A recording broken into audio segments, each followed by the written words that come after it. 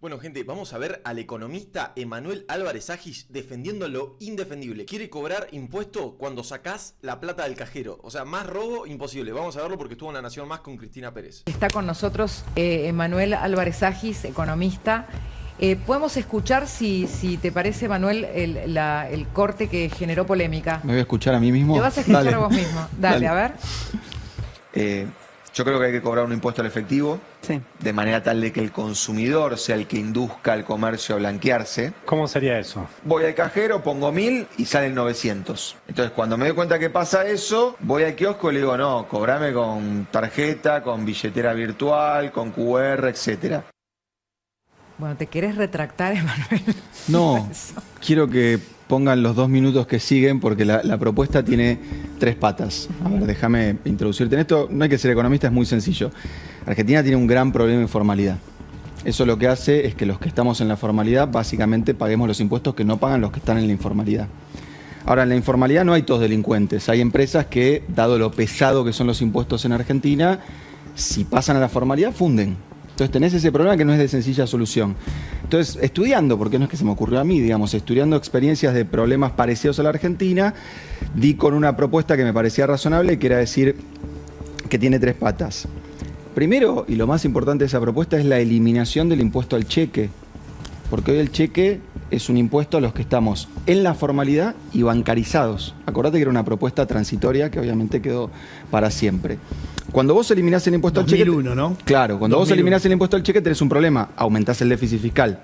Entonces, para compensar, propongo un impuesto al efectivo. Ahora, uno dice, déjame terminar la propuesta, sí, porque si no nunca se entiende de cómo funciona. Dale. Entonces, cuando vos pones un impuesto al efectivo, ¿qué le pasa al consumidor? Dice, no, yo voy a pagar con un medio electrónico, con una tarjeta, con una billetera virtual. Eso obliga al kiosquero a formalizarse, a no cobrarte en efectivo y no declarar ese ingreso, sino formalizarse. Ahora, último punto de la propuesta. Si vos querés formalizar al kiosquero con la actual estructura tributaria, lo fundís.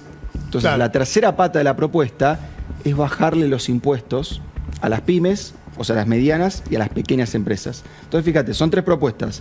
Eliminación del impuesto al cheque, baja de impuesto para las pymes, compensación con un impuesto al efectivo. Pero puede haber una vez en que la solución no sea crear otro impuesto, porque realmente no normalizas nada si vas a meterle un impuesto al efectivo. Te hago una pregunta. Si yo a vos te Me estás robando si me cobras un impuesto al efectivo. que los impuestos son un robo, es una idea que sostiene un solo presidente en la faz de la Tierra, que es el nuestro. Todos A los ver, países ¿qué es la civilizados... inflación si no es todos un los- robo? Pero los impuestos o la inflación. Pero la inflación es un impuesto.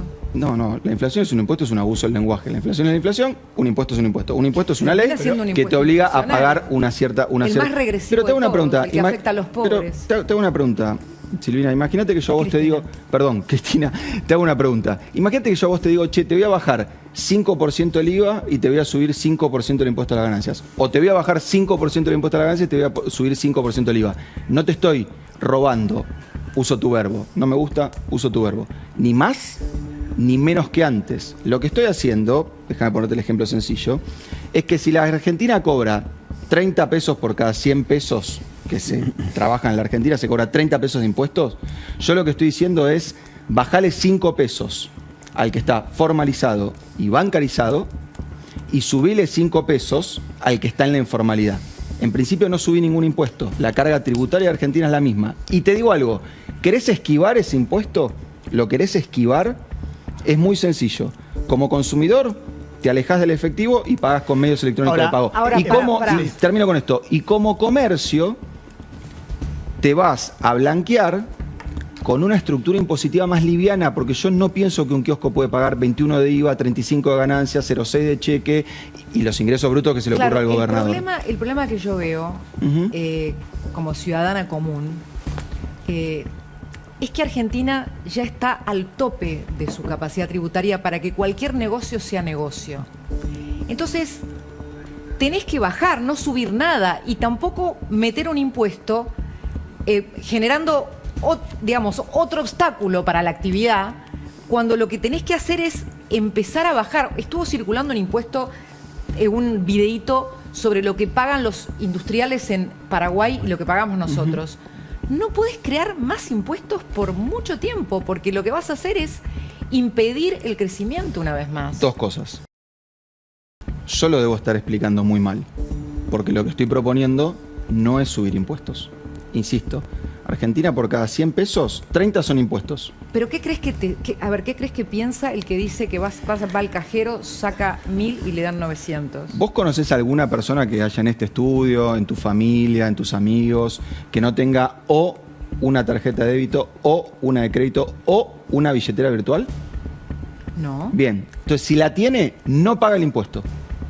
Si la tiene, no paga el impuesto. Entonces vamos a dejar usando efectivo a los que realmente con una estructura tributaria más liviana, porque insisto, esto propone bajar la carga impositiva que enfrentan las pymes, que son las que realmente no pueden pagar los impuestos argentinos, se puedan blanquear sin pagar los niveles de impuestos que tiene Argentina, que son excesivos. Comparto con vos. Ahora, ¿por qué hago esta propuesta un poco más compleja que eliminemos todos los impuestos? Porque si yo hoy digo, mi propuesta es que eliminemos todos los impuestos, el presidente, ¿sabes qué me estaría diciendo? Ahí tenés a alguien que quiere aumentar el déficit fiscal. Y cuando aumentás el déficit fiscal, tenés que imprimir dinero. Entonces, como sé que estamos en una economía endeble, producto de desaciertos de décadas, tenemos que encontrar iniciativas que reduzcan la presión impositiva, induzcan a la formalización y en el medio no dejen a nadie en el camino. Y de nuevo, no es que se me ocurrió a mí. India hizo esto mismo arrancando de una tasa de informalidad del 80% y la redujo a la mitad. No es que estoy inventando la rueda. Sí, igualmente el gobierno es un poco más ambicioso en cuanto a sacar el impuesto al cheque, porque lo que quiere es sacar el impuesto al cheque, que se cobra directamente del banco, ¿no? Cuando la plata pasa por el banco, te queda una parte aunque no sea cheque, porque en realidad sí, es un abuso del lenguaje. Es impuesto a los créditos y débitos. Lo que quiere hacer es, mediante una resolución central, decir no se cobran más impuestos de los bancos, ¿no? Esa es la propuesta final. ¿Y para qué es? Eliminás el impuesto al cheque, no se cobran más impuestos a los bancos y le pegás, digamos, bajo la línea de flotación al sistema de recaudación de ingresos brutos en las provincias sin meterte con ingresos brutos, ¿se entiende? Porque vos le decís al gobernador, vos cobrá ingresos brutos, la tasa que quieras, querés cobrar el 70, cobrala, pero andá a cobrarla vos, no la cobres directamente de la plata que pasa por el banco, ¿no? Entonces, el sistema que el gobierno tiene en la cabeza para sacar impuesto al cheque, es desconectar ese sistema de débito automático de impuestos que cobran las provincias. Las provincias abusan cuando la plata pasa por el banco. Con lo cual, digamos, crear un impuesto que también te diría que se recauda a través de los bancos es exactamente lo contrario de lo que el gobierno tiene en la cabeza. No solamente por la creación de impuesto nuevo, sino por la desconexión del régimen de débito automático sería, ¿no? La verdad que está súper bien explicado, como lo explicó Diego. Yo sé, Emanuel, que bueno, fuiste viceministro de Kicillof en su gestión en economía, pero que también sos activo en tu debate político, ¿no? Y me parece haber escuchado también declaraciones tuyas acerca de no haber ofrecido una propuesta superadora en esta elección, poniéndote, por supuesto, del lado del debate peronista o kirchnerista. No sé si sos kirchnerista o... No, la verdad que ¿No sos kirchnerista? No, hace tiempo que no me siento, digamos, identificado con el rol que ha tenido el kirchnerismo en el espacio público. No obstante, fui 4 años, ocupé un cargo público en el gobierno de Cristina y no niego de esa experiencia. Me parece que después de eso... la performance pública del kirchnerismo, sobre todo en el gobierno de Alberto Fernández, dejó mucho que desear. Pero mi punto es, yo te soy sincero, hoy mi principal tarea es entender cómo va a votar la gente, porque todo el tiempo tengo que estar entendiendo a dónde va a ir el dólar, a dónde va la inflación, a dónde va a ir el crecimiento. Y la verdad que cuando uno veía la dinámica de la campaña electoral de Milei, obviamente que la única recomendación que podías hacer es comprar dólares, por decirlo mal y pronto. ¿Por qué? Porque estaba la elección del 7 de septiembre y del otro lado es peor, no es que no había una propuesta.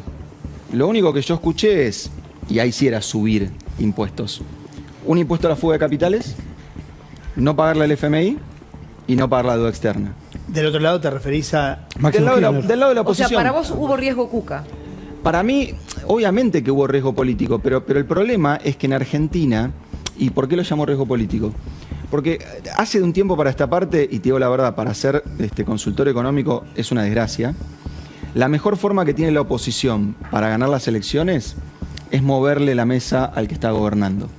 Cuando Alberto Fernández dijo en el medio de la campaña... Bueno, no gobernaba Alberto igual. Por eso digo la oposición. Cuando Alberto Fernández dijo en campaña, yo voy a usar las LEVAX para pagar jubilaciones, lo que desató fue una corrida bancaria. Ahora, cuando Milei, en campaña, no gobernaba, dijo el peso es excremento, no renueven los plazos fijos, lo que hizo fue desatar una corrida bancaria. Y cuando vos desde la oposición decís impuesto a la fuga de capitales, no pago el FMI, no pago la deuda externa, ¿qué haces? Desatar una corrida cambiaria. No bancaria porque tiene que ver, digamos, con la dinámica del riesgo país. ¿Desató una corrida diciendo el peso es excremento? No, no me parece, lo muestran los números. No había retiro de depósitos significativos en Argentina hasta que pero el candidato creía que ganaba más. Hasta que el candidato hizo esa declaración. No. Acordate que Milei vino creciendo en intención de voto desde marzo, te digo porque trabajo de eso, digamos, desde marzo hasta octubre. Y en octubre hay una primaria que a todos nos empieza a llamar la atención el nivel de votos que había tenido Milei. Y en esa primaria todos pensábamos que quién ganaba por una distancia enorme, Larreta. Entonces el mercado empieza... Vos decís en La Paso. Claro, el mercado empieza a decir, teníamos porque todos los números... después de la general todos decían que ganaba Massa. Claro, bueno, pero el mercado empieza a decir... ¿Vos dijiste que ganaba Massa también? No, yo no hago estimaciones electorales porque estoy, digamos, muy involucrado en el seguimiento de muchos países, sobre todo en la región, y la verdad que el esquema de encuestas viene fallando. Te diría internacionalmente del Brexit para acá, mirá dónde me voy, es que las encuestas no pueden acertar lo que opina la sociedad. ¿Crees que hay una oportunidad? ¿Qué le valoras a Milei? ¿Crees que hay una oportunidad ahora? Bueno, yo, digamos, como aspectos positivos, te diría que creo que hay 3 cosas. La primera es, independiente después de las herramientas que se usen, poner la inflación como el principal tema de campaña y como el principal tema de gestión. O sea, cuando vos tenés la inflación corriendo a 2 dígitos, en la agenda no puede estar primero, no sé, el desarrollo de las provincias del norte, la desigualdad. O sea, la inflación tiene que ir al tope de las prioridades porque estás al borde de una crisis de otro calibre. 2, a mí me parece que Milei nos llevó a revisar muchas de las máximas que, no es que lo decían economistas de izquierda, yo he escuchado a mucha gente que simpatiza con el gobierno de Milei diciendo, si vos cortás los planes sociales, hay una guerra civil, te cortan la 9 de julio, no se puede gobernar. Bueno, Milei, la asignación en lo que se refiere estrictamente a planes, neto de inflación cayó a la mitad, yo hoy circulé por 9 de julio, no es que está cortada ni nada, con lo cual ahí no había nada más ingresos que iban a la gente. Evidentemente Milei pudo sacar la espuma, estoy siendo elegante, de ese gasto. Mafia. Exacto. Y lo tercero, claro, que me parece que es algo que es muy meritorio del gobierno, pero el gobierno por ahí tal vez no hace publicidad de esto porque va un poco probablemente en contra de su núcleo duro. La asignación universal por hijo y la tarjeta alimentar, en el medio del ajuste más grande en la historia de la humanidad, está con un poder adquisitivo en máximos históricos. Sí, y aparte subieron la edad a 17 años. Y eso me parece totalmente meritorio. Me hacía un cálculo de que cubre la canasta básica alimentaria. Sí, cuando uno mira los números nunca estuvo tan alto en términos de la cantidad de bienes y servicios que puede comprar. Ahora, también eso, la contracara de eso es que se optó por ayudar a los sectores más jóvenes, si se quiere hasta 17 años, en detrimento por ahí de las jubilaciones. Sí, que es un poco la elección difícil que toma el gobierno. Yo te soy sincero, Argentina en realidad gasta más en adultos mayores que en infancia. Y eso a veces se pone como una mala asignación de los recursos. ¿Fue un error dar moratorias sin tener los fondos? Yo creo que fue un error dar moratorias sin hacer una reconfiguración del sistema previsional o, como se llama habitualmente, una reforma previsional. ¿Y pensás que Kicillof va a llegar a ser candidato a presidencial en 2027 o esta elección lo dejó complicado? Yo creo que es el destino del gobernador de la provincia de Buenos Aires. Me parece difícil. ¿Te acordás que Vidal se decía lo mismo y Macri no quería, etcétera? A mí me parece que es el destino del gobernador de la provincia de Buenos Aires. El maleficio, le dicen. Bueno, algunos lo llaman maleficio. A mí, te digo la verdad, que es lo que más me preocupa. Y de vuelta, de salir un poquito de Argentina y mirar el resto de los países de la región. Uno, en términos de grieta, probablemente hubo más ataques, más cosas horribles en el debate público en la elección entre Bolsonaro y Lula. Ahora, ni Bolsonaro ni Lula dijeron, yo voy a dolarizar, no renueve los plazos fijos, yo voy a cambiar la moneda, yo voy a devaluar, yo voy a pagar planes sociales. O sea, hay ciertas cosas que los candidatos dicen, che, con esto no juguemos porque es el día a día de la gente.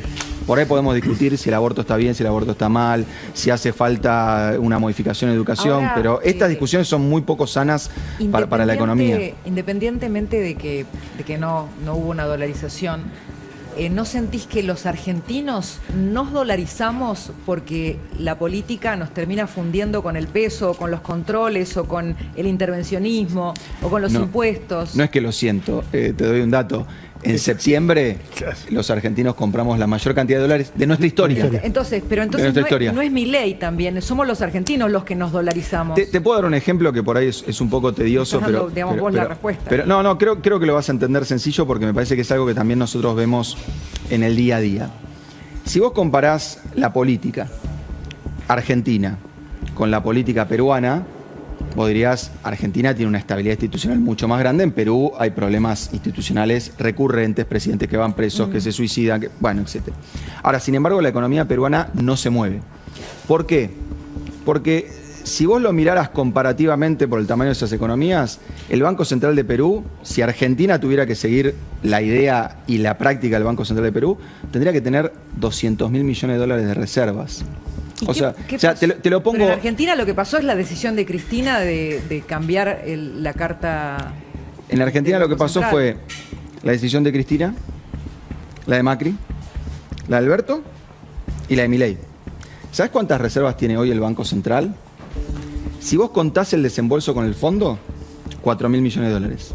Si lo descontás, porque dentro de 14 meses lo tenemos que empezar a devolver, tiene las mismas reservas con las que asumió.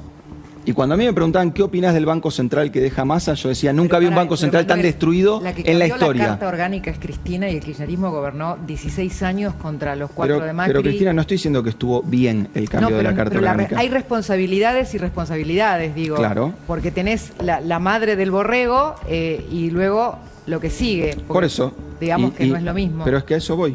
Si vos comparás el Banco Central que Cristina le dejó a Macri, es infinitamente mejor que el Banco Central que Massa le dejó a Milei. Con 7 de rojo. Te estoy hablando de números, sí, exactamente. Pero con 7 de rojo. ¿Qué es con 7 de rojo? Y 7% de déficit.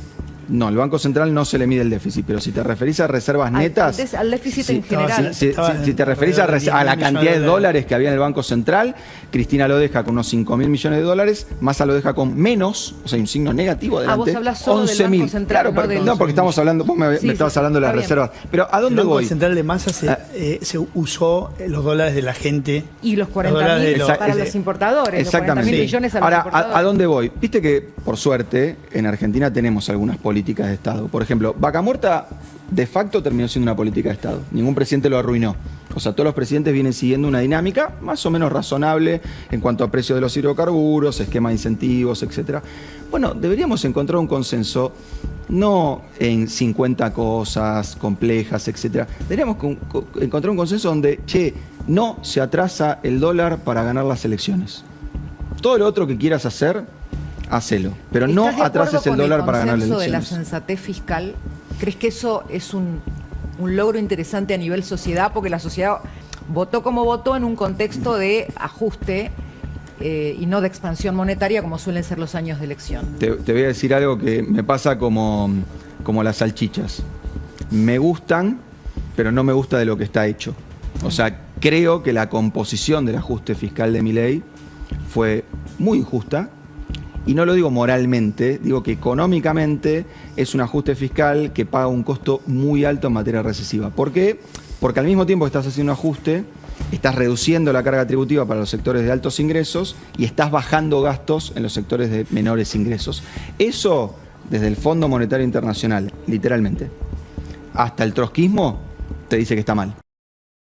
Ahora, déjame que te haga una pregunta. ¿Qué mirada tenés sobre el pensamiento económico de Cristina Kirchner? ¿Está entendiendo la economía del presente? No, me parece que Cristina, de un tiempo a esta parte, primero que yo creo que en el gobierno de Alberto Fernández fue muy complicado tener un integrante que comentaba las decisiones de política económica. Me parece que eso fue muy dañino. La evidencia me exime de explicar por qué. Y por otro lado, un poco creo que Cristina recién se... No te escapes, digo, ¿está entendiendo la situación económica actual? ¿Vos me ves corriendo? No. Ah, perfecto.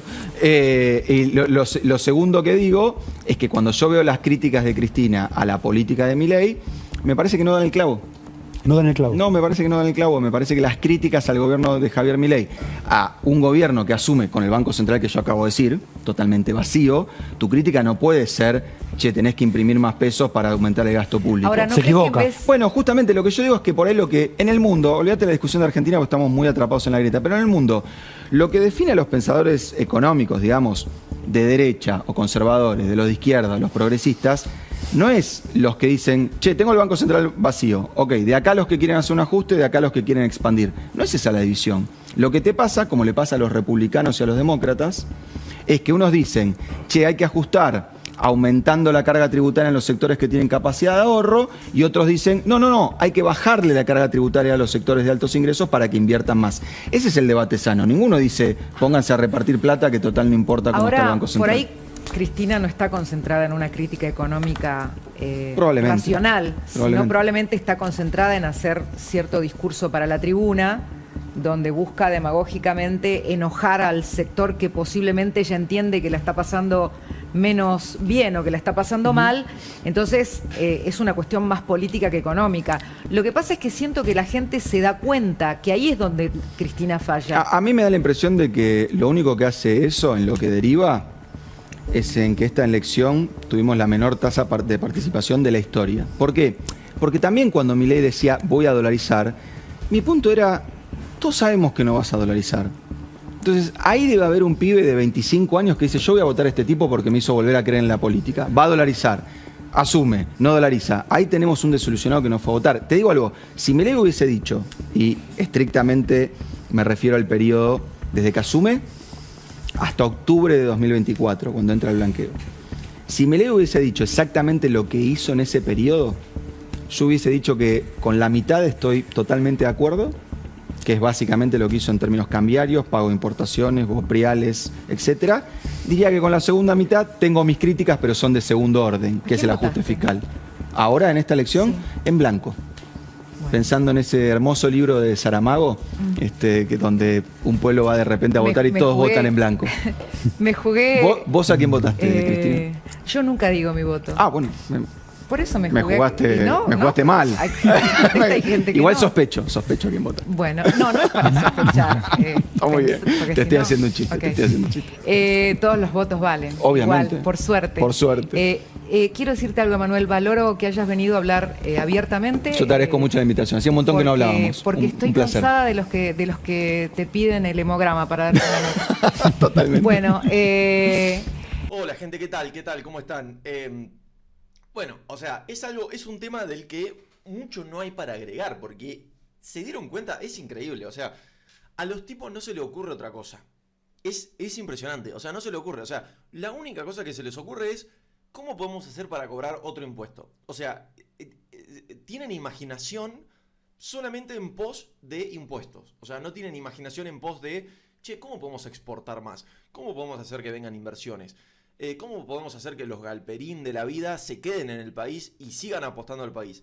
No, las ideas de los tipos son, che, si le cobramos un impuesto del 10%, que igual decía el impuesto que sea, pero lo tiró como en términos el ejemplo fue del 10%, ¿viste? El 10% cada vez que sacás plata del cajero.